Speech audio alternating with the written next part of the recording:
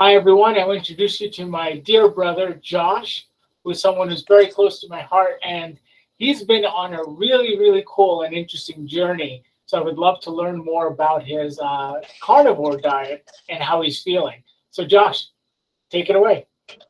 Hey, thanks for having me. Glad to be here. It's been real interesting to say the least. I guess just to kind of start from the beginning, I was in my early to mid 20s. Had been married for a couple of years, and whenever you're young and in love, you're going out to eat all the time and just living life and not really thinking about anything else but your love for your spouse, I guess. And so I had not paid attention just to the what I was eating. I had been somewhat fitness minded when I played football in high school, and I've always weight trained from the time I was about 12 years old. Um, Nothing, not powerlifting or bodybuilding or anything like that, but I've just always enjoyed going to the gym and just doing that recreationally. I got away from it for several years, and one day I was sitting down on the couch. We were about to go somewhere, and I leaned over to try to tie my shoes, and I could barely reach my feet. I was out of breath, and I was just like, "Oh, I feel terrible." I Yeah. noticed like very quickly, like I couldn't breathe very well, and I was a little lightheaded, and I was like, "That's probably not good things." So that kind of stuck with me for a little bit, and we had recently gone through an emotional trauma. Our first pet as a married couple had passed away. It was a little I'm Chihuahua, sorry. and her liver was a third the size it was supposed to be. We did not realize it, but she was from a puppy mill. We just saw a cute puppy for sale in the Toys R Us parking lot one day, and we're like, yeah, let's get it, not thinking about how it might have been bred and things Yeah. like that. So it was very unhealthy, and we were not aware. And I think she was about 6 months old, I guess. We had lost my grandparents, and several other major life events that were stressors had occurred in a pretty close proximity to one another. And so I I was under a lot of stress and emotional turmoil, but I had not realized it. I guess I wasn't processing it. I was just kind of doing my thing, not really thinking about it, and it kind of all piled up at once. And every day I pray and just talk to the Lord, and was sitting there, and I just felt like God spoke to my heart in that moment and said, "Okay, Josh, is food going to be your comfort, or am I?" Because the day that the dog died, I ate an entire blackberry pie to console myself. Oh, wow. And How so, big was the pie? like a full, like, party size, like you would take and serve somewhere, entertaining guests, like an Oh, entire, wow. yeah.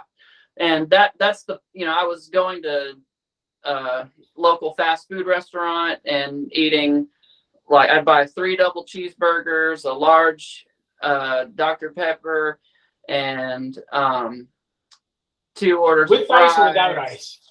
What's that? With ice or without ice? With and just cramming all that food down, and 3 chicken nuggets with barbecue sauce to go along with it, and that was a standard meal for me. So, Wait, wait, wait. That was in one meal?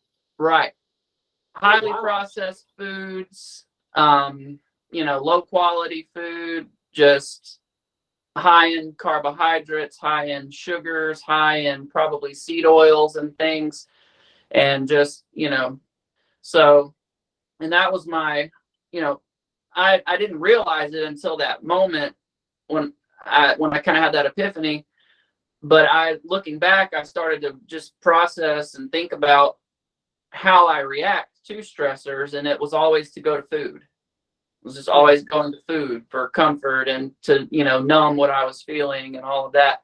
And so in that moment, I was just like, okay, Lord, it's going to be you, not food. And so I just began a season of spending more time in prayer and meditating and just trying to refocus and reevaluate some important things in my life. So friend of mine and I began to exercise and work out, and we'd go on runs and things, and basically did the whole, protein shakes and like whey protein and that kind of stuff, and lost a little bit of weight.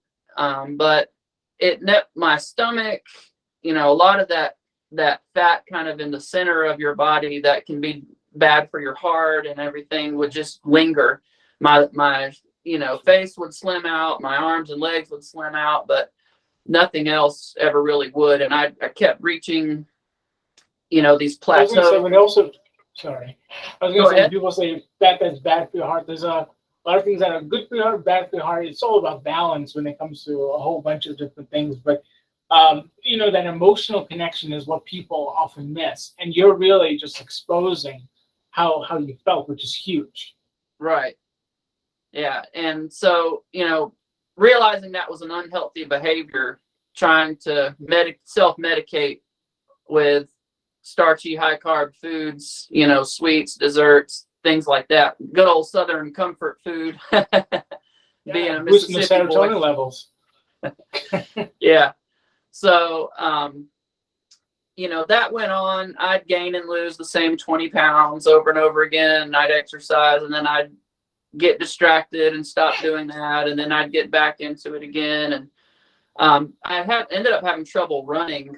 I think my IT band, something was wrong with my IT band, and it would just felt very painful when my knees, every time I would step running outdoors, it just felt like, I was like hitting a nerve or something, through there. How was your water intake at that time? I've always drank a lot of water. My mom always calls me like the human camel, because like I've always just drank a ton of water. So that hydration, I don't think has really been an issue. And so, well, maybe in terms of getting proper electrolytes, because I know water doesn't contain a lot of the electrolytes that we need. So that I've always had water, which is a good foundation, but, never thinking to supplement magnesium and potassium, sodium, things like that are kind of essential. And you can agree or disagree with that from a nutrition standpoint. But we're just listening, yeah. No judgment. So anyway, that's just kind of what I've understood as I've studied this. So moving forward, I was just on the internet one day on YouTube looking up exercise videos and came across the ketogenic diet for the first time, and was like, that's odd. So you want me to eat more fat to lose fat? And then, it seemed contradictory, but I was like, well, nothing else I'm doing is working, so let me give it a shot.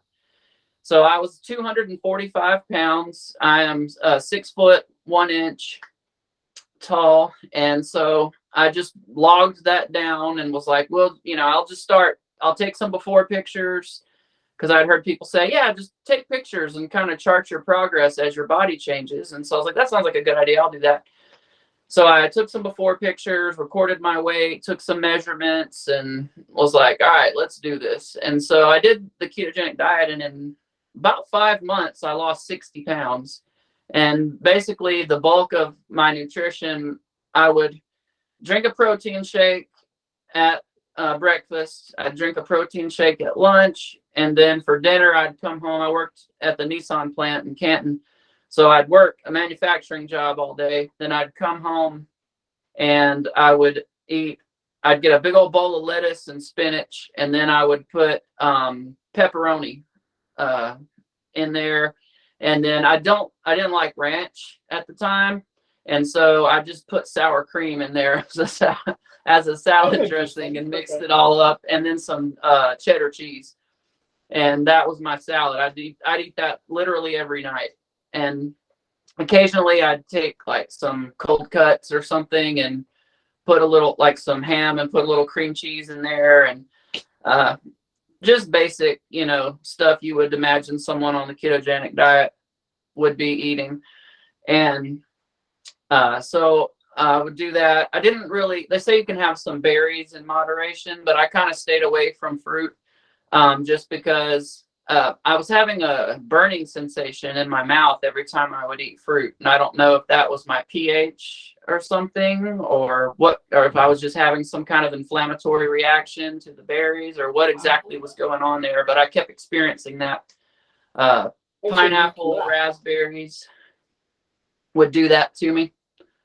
So anyway, moving forward, I just, I was doing great on that. And then when I got to about 187 pounds, I kind of stalled and just was maintaining that weight.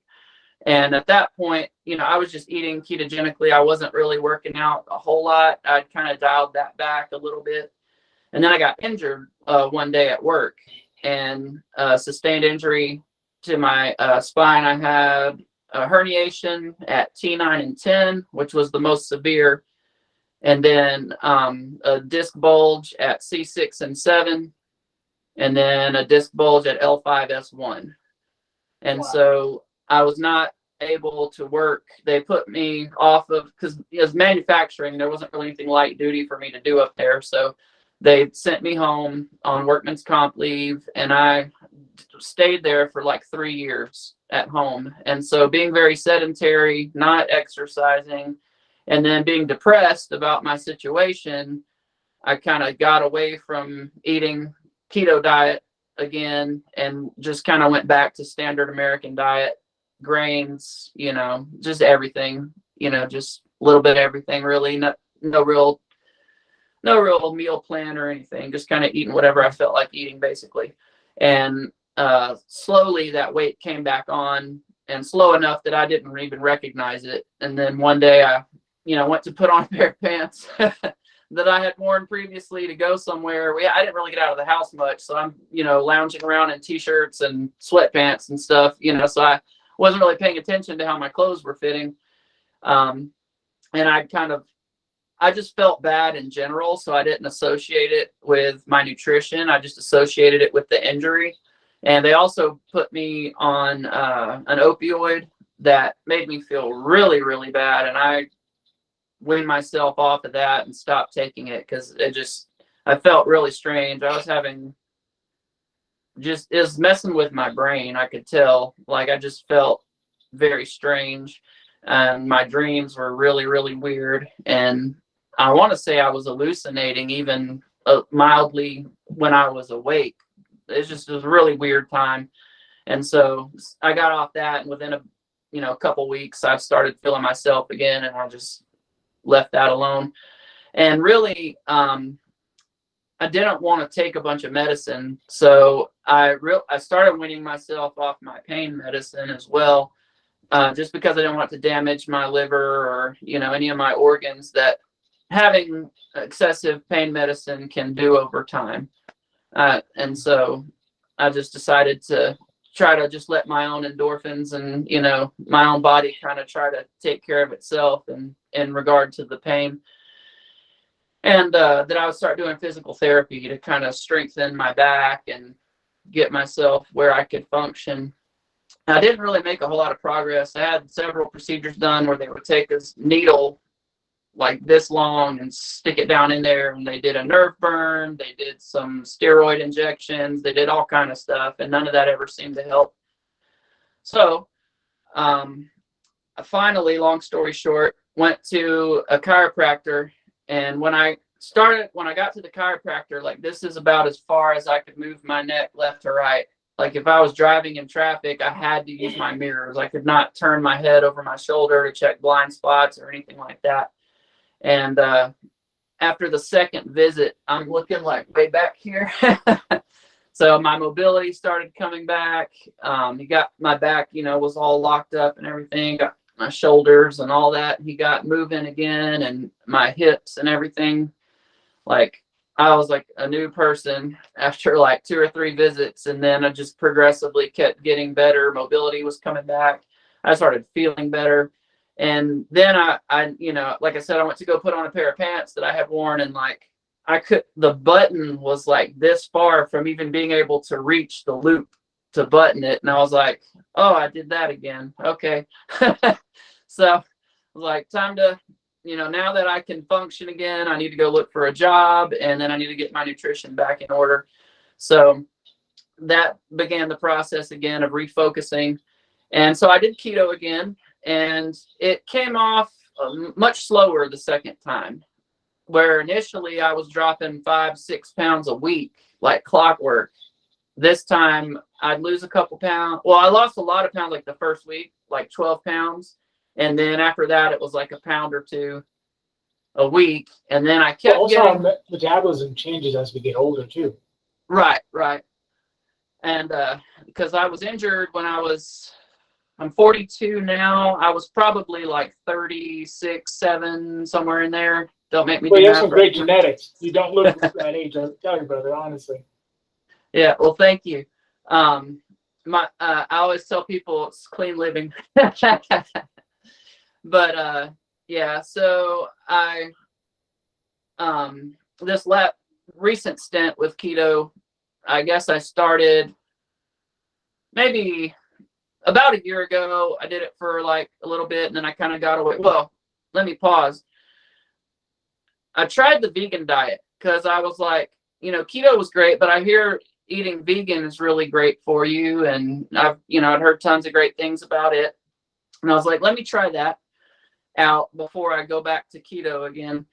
And I have family members who were vegan, and so I was like, sure, yeah, I'll give that a shot. And I was not doing the, Beyond Meat stuff. I wasn't doing all the processed things. It was whole foods, plant-based, just clean vegan diet. And I instantly, probably within a month's time, gained 30 pounds. And I was like, oh, well, that's different. Yeah. So I'm having some kind of inflammatory response, I think. And then also, like, I think just my body doesn't process grains well, maybe. Because when you went vegan, because there was a lady I met that also, she ended up gaining almost 40 pounds when she went vegetarian. And I was just fascinated by her story. And it turns out she was eating lots and lots of Cheetos. Not that I think you were doing that. And then, it's funny you mentioned keto. There was a volunteer for Are You Hungry many years ago, and she was just complaining. She said, well, you're a scientist. I can't figure out what I'm doing wrong. She said, I'm eating 4 sticks of butter a day, and I'm not losing any weight. And I'm just like, you're eating what? Yeah. And she wasn't calories might exercising. be a little high there. She's like, yeah, they told me I can eat all the butter I want, and I won't gain any weight. But also, honestly, the fact that she wasn't gaining weight, even though she was eating 4 sticks of butter, because I know she was constantly focusing on, the fact that she's not losing weight. But that's a lot. Like, there has to be some kind of balance. Yeah. But sorry, I didn't mean to interrupt you. You're looking at what, like 1,000 calories a stick or something like that, if not more? Yeah. I'd have to look it up, but it's got to be high. It probably is. While you're talking, I'm going to look it up. Yeah, go for it.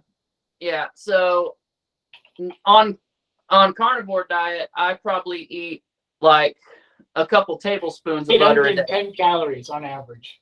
How much? 810 calories on average. So almost 1,000. And she's eating 4 of those. So yeah. And wondering why she wasn't losing weight. Yeah, it's fascinating. Can't figure it out. So yeah. Yeah. And again, I wanted to say, I didn't say that in a way to judge anyone. It was just a fascinating thing that was brought up. Yeah. Yeah. People really are ignorant of nutrition. Your average person on the street, unless you're specifically studying nutrition and doing research, the average person you talk to on the street really has no concept of what foods. Look at our schooling system. I mean, when we were growing up, they used to give us cheese sandwiches. It wasn't even melted sometimes. Like a piece of American cheese and 2 pieces of white bread. And that was supposed to be our lunch. If you can call that cheese. Yeah, exactly. So I think it also deals a lot with our schooling system. Right. Yeah. Well, part of that is, the resources financially to provide top quality nutrition, it doesn't exist, at the state level in a lot of these communities. So no, like in our public school system in New York, in Queens, we had a whole big thing of vanilla pudding, and they bought it got it at a discount from the U.S. military.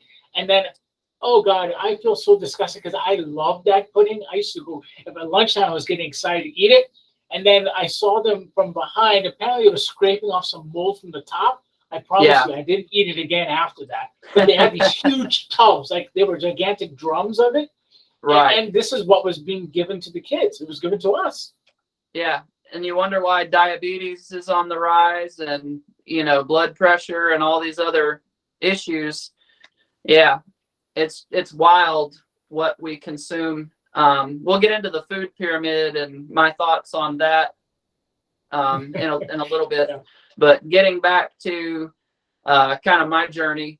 So standard American diet to keto to vegan, gained 30 pounds in a month. I was like, nope, this is not for me. And I just felt bad. My joints were achy and like I just felt bloated and just one day. Well, I want to have a separate conversation with you. I want to dig in a little bit more into that just to help. I think people will be fascinated to learn more about that in particular. Yeah. I won't interrupt. Sorry. Oh, no, you're fine. Talking about which component of the vegan the vegan gaining 30 pounds. Yeah. That's not something you typically hear. Yeah. Like, I've followed vegan bodybuilders on Instagram for years that are shredded and ripped and, in seemingly very good health. On the outside, at least. I don't know what's going on internally, with them. Well, that and also the bodybuilding world is rife with steroids. No one wants to talk about that, though. Right. And these are supposedly natural. I'm not sure if you know who John Venus is. No. Okay, if you do a search on Google for vegan bodybuilder, it'll probably take you right to him. But his Instagram is it's JON, no H, just JON Venus, VENUS, I believe. And he actually just left. He was like a pioneer for vegans in the Instagram community and a pioneer for like vegan natural bodybuilding. Him and Nimai Delgado. Yeah, John Venus, that's it. That's him? Okay. Yeah. And oh wow. Like, yeah. And he was for years and years and years now vegan. And all of a sudden he started noticing his joints were inflamed. And he, like, every time he would try to work out, like, he had so much pain in his elbows and shoulders and everything, like, it was excruciating. And his children had been vegan their whole lives. His wife's vegan. And he noticed his child having a lot of dental problems. And he noticed several other things, some skin conditions. I don't know if it was psoriasis or eczema or what exactly. I can't remember what it was. It's been a month or two since I watched one of his videos describing why he ended up leaving veganism. But I mean, he was like poster child for veganism in that community and left it all. He got death threats, hate mail, just like everyone around him went after him. And that was his whole life. Seriously? Yeah. That's one problem I have is because I'll listen to anyone, I'll talk to almost anyone, as long as you maintain respect and we have a respectful discussion. The fact that they're doing death threats, that's bizarre. Why? Yeah, it's wild.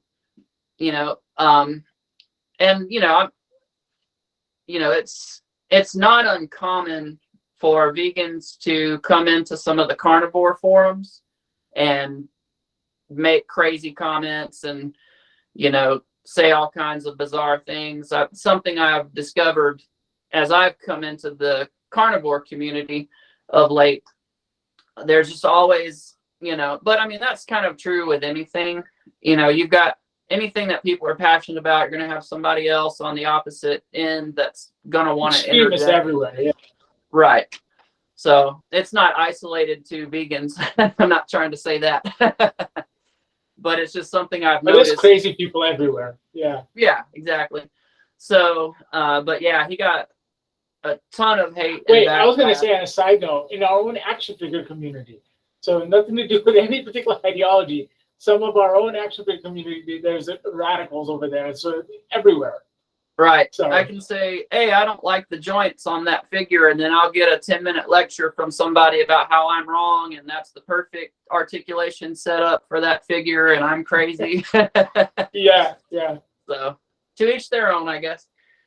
But yeah, so I'm thinking it was just an inflammatory response. Now, a lot of our grains are sprayed with Roundup to dry them out quickly and get them to, get them dried out so they can process them and, make them available for production quickly. And so I don't, it could have been reacting to some of those pesticides and things. That could be part of it. But I do think, now, are you familiar with oxalates? Yeah. Okay. So are you familiar with the term oxalate dumping? No, not specifically. No, tell me more. So as I've, been on this carnivore journey, I'm jumping ahead a little bit here.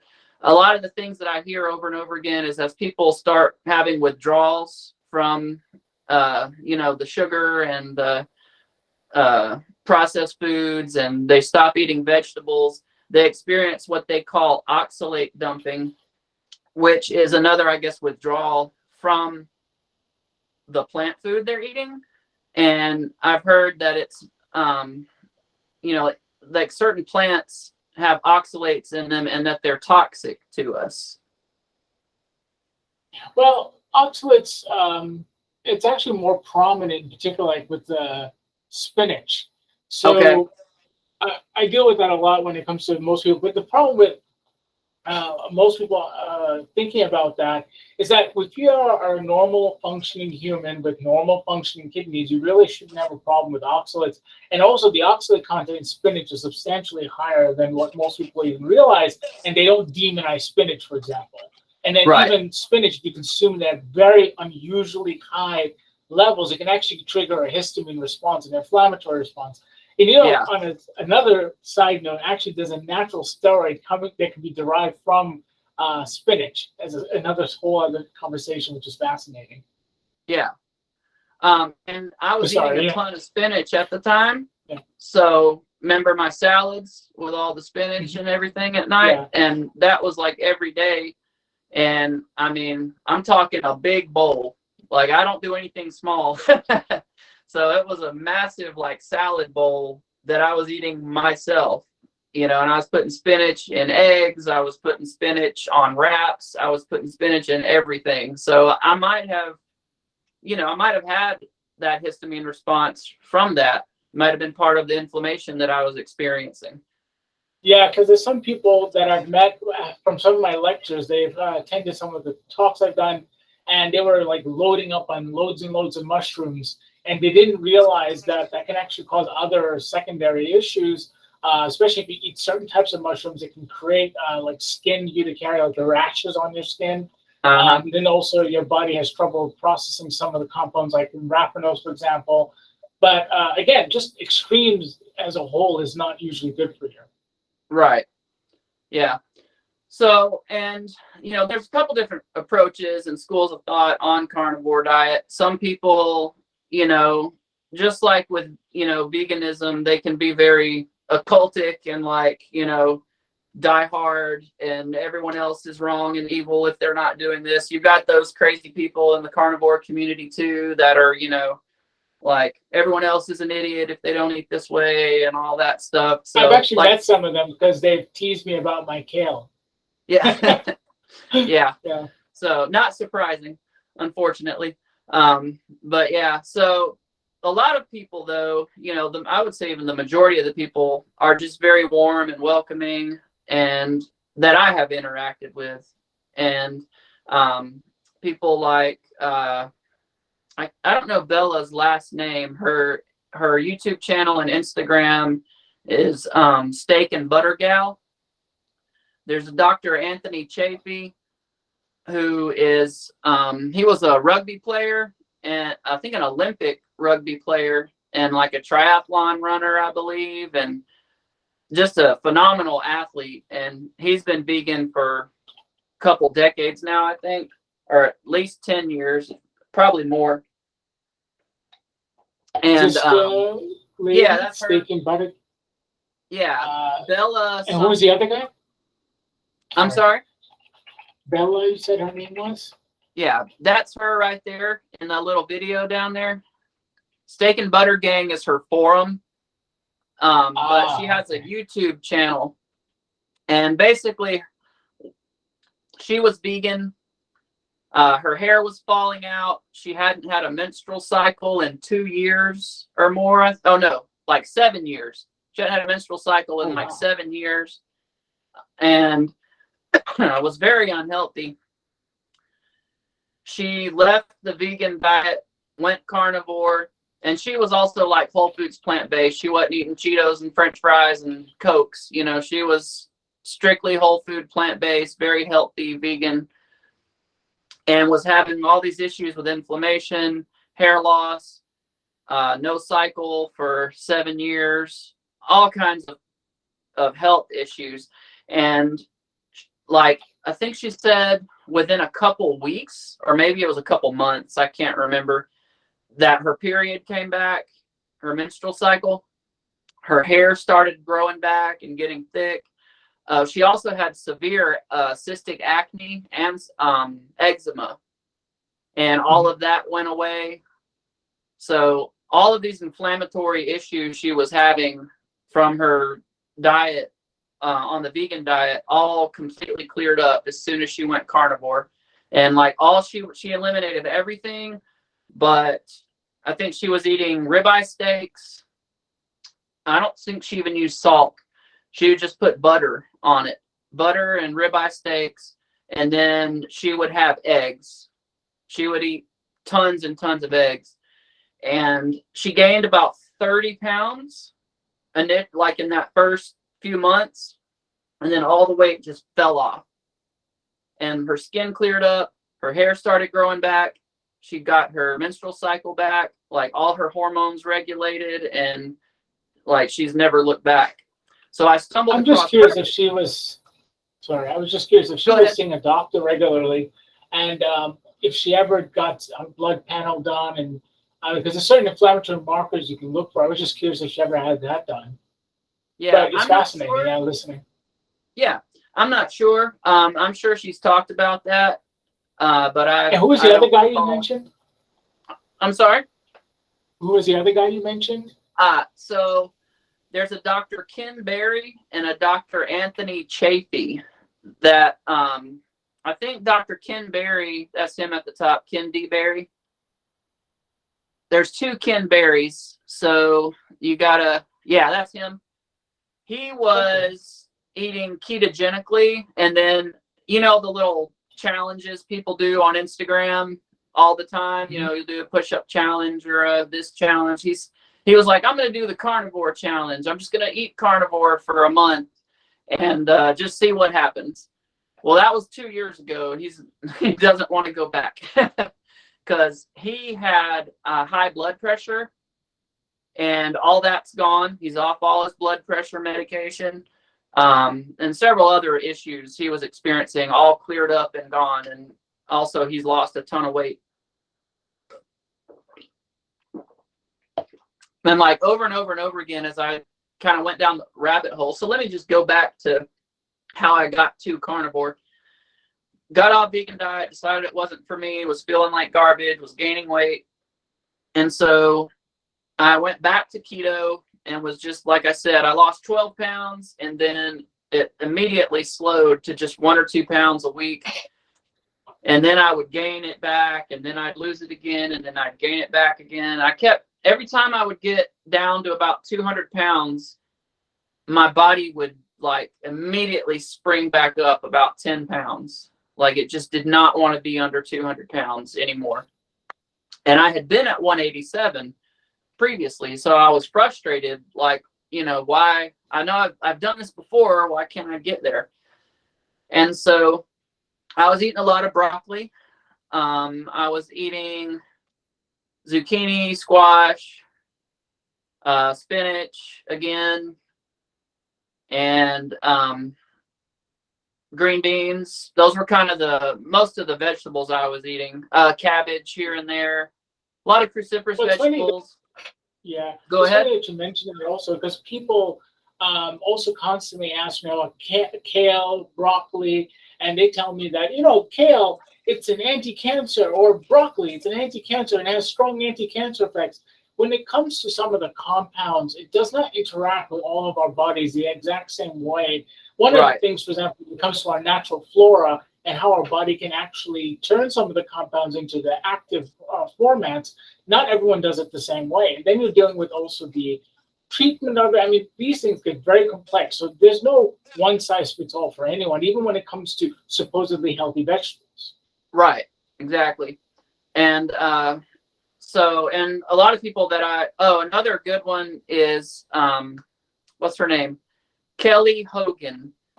She interviews tons of medical doctors, and all of her research is rooted in not just what she finds on Google, but like actual medical research. That's Is her. this Kelly Hogan? Yeah, that's her. She is phenomenal. Her story. There's a picture of her standing inside one pant leg of a pair of pants that she wore when she started Carnivore Diet. She's been doing it for 20 years and has had no side effects, no ill effects. She's just been thriving on it. And so Well, I did also want to say when it comes to things like that, when people tell me how they feel, I mean, it's important because you must talk about how you feel. You're an expert in you. But when it comes to the human body, you'd be astounded at the amount of regular insult. When I say insult, I'm talking about like damage that human beings do, and the body adapts, homeostasis. Like asthmatics, for example. When it comes to an asthmatic, they can keep saying, I'm feeling fine, I'm feeling fine, I'm feeling fine. And their O2 levels are steady dropping, but the brain keeps adapting to the point that where it's so critically low that they can't even get treatment within an effective range of time. Sorry. So when it comes to feelings, it's good in terms of a day-to-day living, I would suppose, but that's where we can get into a weird area unless if you're looking for certain markers, for example, like the fact that you're measuring your weight, you're measuring your body. So you have these different things to actually help create almost like mile markers, which is important. Right. Yeah. So I started. Sorry. Oh, that's okay. So so I stumbled across Steak and Butter Gal was the first carnivore video I came across because I was looking for something to try to figure out, okay, what am I doing on the ketogenic diet wrong this time because it was working before. And so then she did an interview with Dr. Ken Berry, and he talked about how basically the carnivore diet is like an extreme form of the ketogenic diet. It's basically ketogenic diet on steroids. So it's like keto without the vegetables, basically. You're eating a lot of the same stuff. It's meat based, and it's high fat, moderate protein, and you got, like I said, in the carnivore community, you got people that do high protein, moderate fat. You got people that do high fat, moderate protein, and like you said, everybody's a little different. So people are going to respond differently to that based on what their kind of biological makeup is, what their metabolism is at the time or whatever. So I was like, well, this is interesting. The thing that spoke to me the most was, because I did want to lose weight ultimately, but the issue for me that I really at that point wanted was to just feel better. Because even losing some weight, getting from 245 down to, keep hitting 200 and bouncing between 200 and 210. Yeah, I still felt like garbage. And my joints were achy. I noticed my left knee kept like catching. And my back and shoulders would ache all the time. And, I just had lots and lots of just aches. And, things like that, and just feeling no energy and run down. Because the first time I did keto, I had energy through the ceiling, but going back this time, I was not experiencing that, and I just couldn't figure out why. Still not exactly sure, because it being in ketosis, you should be, your body's burning fat for fuel. You should be experiencing at least, moderately steady energy level. If you're staying in ketosis, something may have been kicking me out. And it could have been the sugar in the vegetables I was eating, could have been in the zucchini and squash. Was having some onions too. I know if you cook them down, they've got some sugar in them. I think there could be a myriad of factors that could be complicating some of that. Also, when it comes to ketosis, like you said, there's a slow, steady energy burn. I mean, in fat alone compared to sugar, there's almost 9 times the amount of energy. But even like the brain, it prefers sugar over other energy sources for the most part. That's why a lot of college students, when it comes, I'm sorry? Can we pause for a second? I'm sorry. Sure. Yeah. Okay. I'm going to stop the recording.